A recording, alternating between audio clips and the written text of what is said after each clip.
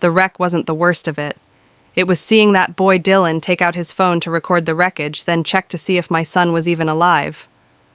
My boy Lucas crawled from the passenger side of my wife Sarah's convertible, one shoe missing, elbow covered in blood, his face locked, mid-scream, his shoulders slumped like he'd had the air sucked from his lungs.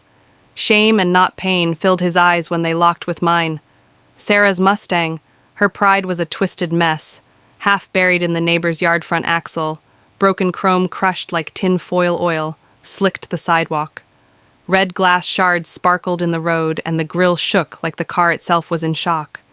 Smoke did not rise, it hissed. And there was Dylan standing back, phone up, narrating like he'd just directed a blockbuster. "Yo, this is crazy! Did you see that spin?" He laughed, sweeping across the destruction shout-out to Lucas. My man remained calm, even when the airbags exploded like a war zone. He sped on to Lucas, now slumped over the curb, head in his hands. Blood streaming his forehead, viewer counts surging. "Say what's good, bro?"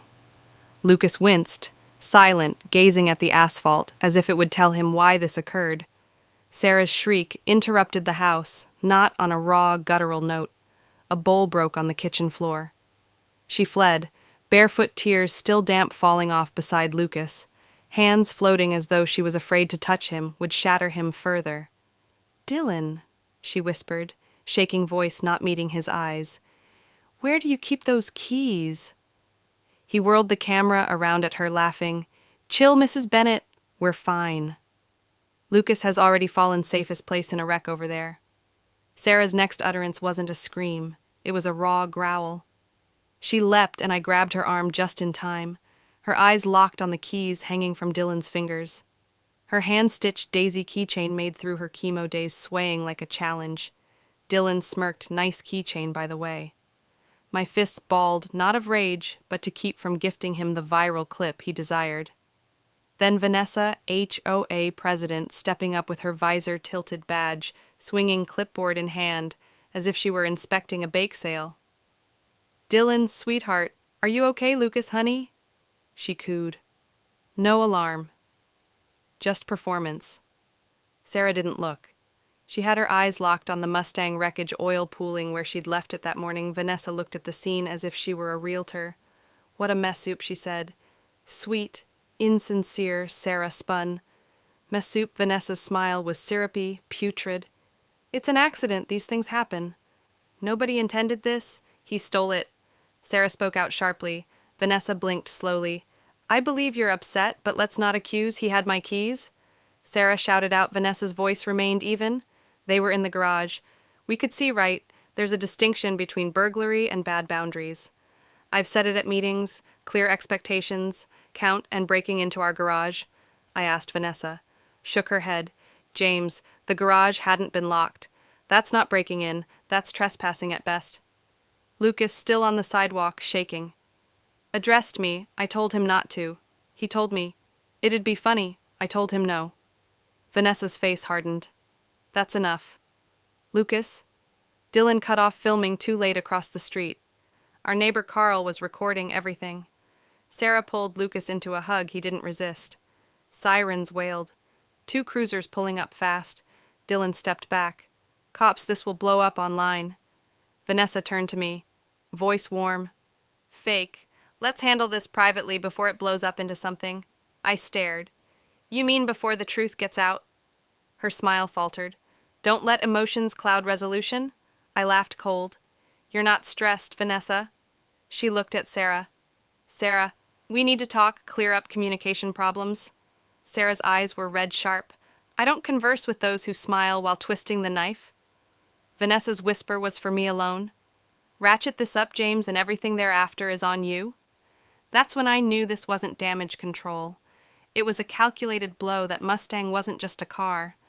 We towed its rusty frame home behind a truck that coughed at 50. Sarah circled, brought it back to the shop. It dust on her jeans and said, "This is it. It was a wreck. No engine, no windows, just bones." She loved it, because she knew what it was to be written off.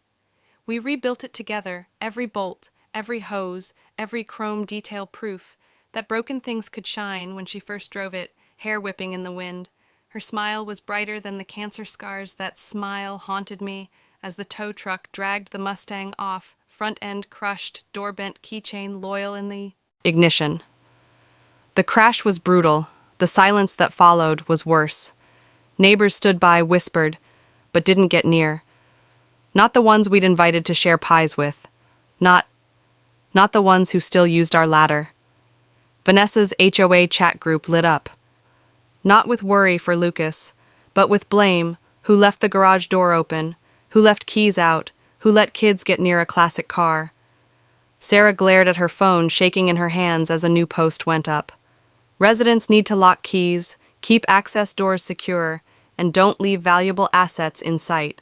HOA screaming and signed, a threat in disguise. Sarah slammed her laptop closed. She's beginning early. I nodded. She's not interested in Dylan. She's interested in us. Lucas came downstairs that evening, sitting like he was waiting for permission to breathe.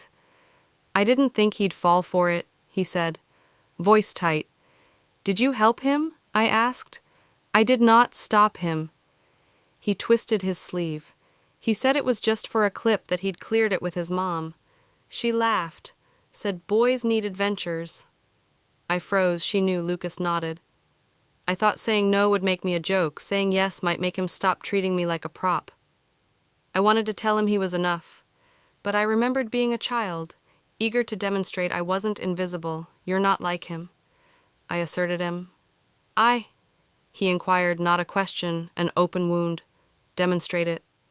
I asserted, speak the truth loudly before she speaks for you. He nodded, slight but sufficient. A letter came the following day, not a warning. An assessment notice. The board is considering property use policies in response to recent motor vehicle incidents. Bylaw 7.6, HOA fines for conduct endangering public perception. Sarah dropped it like it burned. She's setting up a fine. No, I said she's setting up to bury us that evening. 2 neighbors passed Sarah, walking the dog, muttering, some people need to take responsibility. She came inside, tears brimming. She's turned them. Not all I said. Lucas sat straighter that night, fear in his eyes, not of Dylan, but of Vanessa's next move. Friday morning, an envelope appeared on the porch. No note, just a civil suit negligence, public endangerment, failure to secure property filed by Vanessa on behalf of her minor son. I read it twice, then ran cold water over my hands until they stopped shaking. This wasn't just a sight was bait. It began with a question. Can I borrow it? Dylan asked Lucas like it was a bike, not Sarah's car. Lucas said, no, quiet, firm. Dylan laughed, just a spin, man. No, Dylan shrugged. Guess I'll ask your dad. Lucas did not think he'd do it that Saturday. Sarah and I were in the kitchen garage, open to sort tools. Lucas inside heard footsteps. He saw Dylan stride up the driveway. No hesitation, grabbed the keys from the pegboard, spin them, and smile at the window. Lucas opened the door, whispered, Dylan, don't. No response. You can't take it. Dylan slid into the driver's seat, adjusted the mirrors. Relax, it's for the clip. You said you wouldn't, and you said you didn't want to be a nobody forever. Lucas edged in closer. You're not permitted. Dylan groaned. Be the guy who makes things happen. The V8 growled.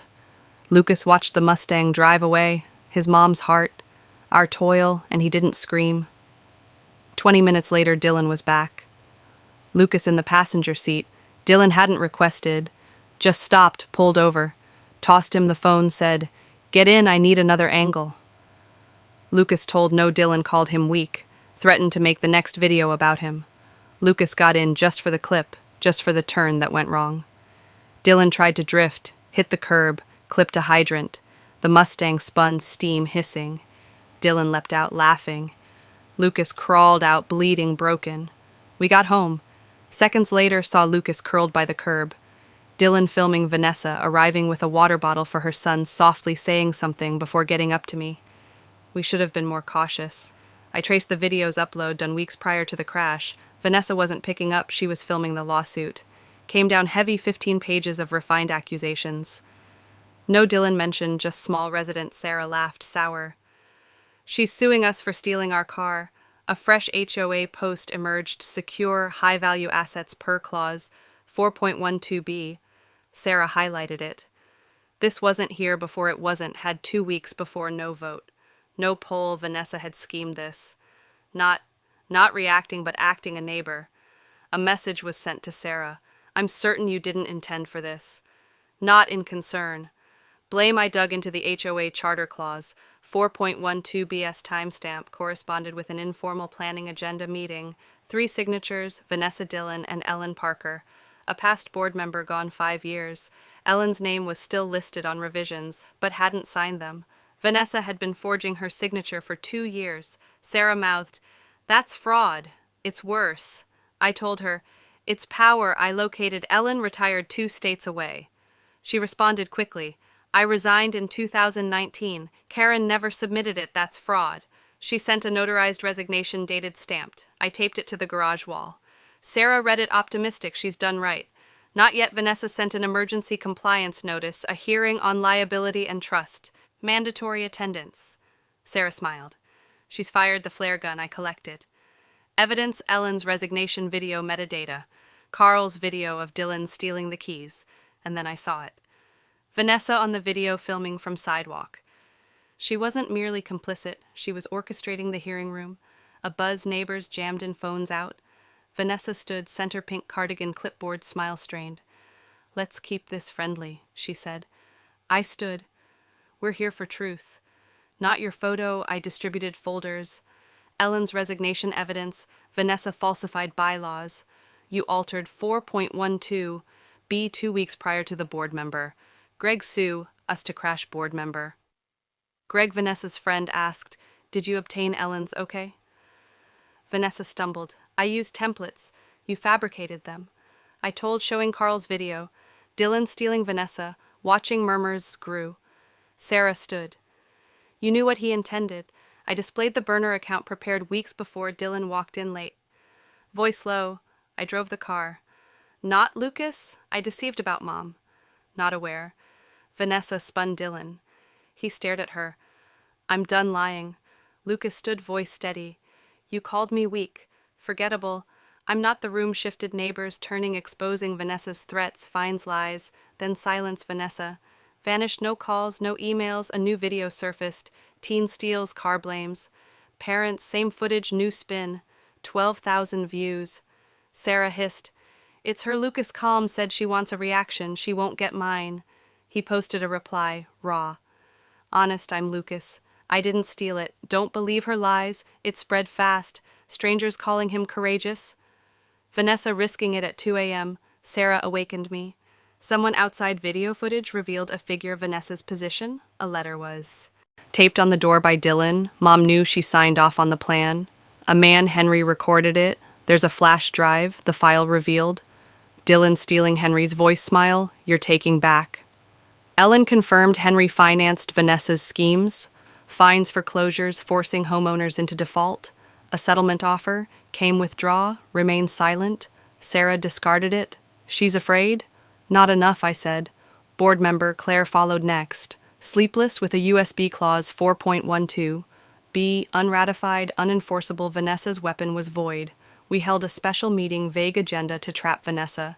She turned up, smug, unaware. Half the board had switched. I stood. Clause 4.12 B was never ratified. Slides revealed Ellen's resignation. Vanessa's fraud. Carl's footage. Henry's voice. Dylan's confession.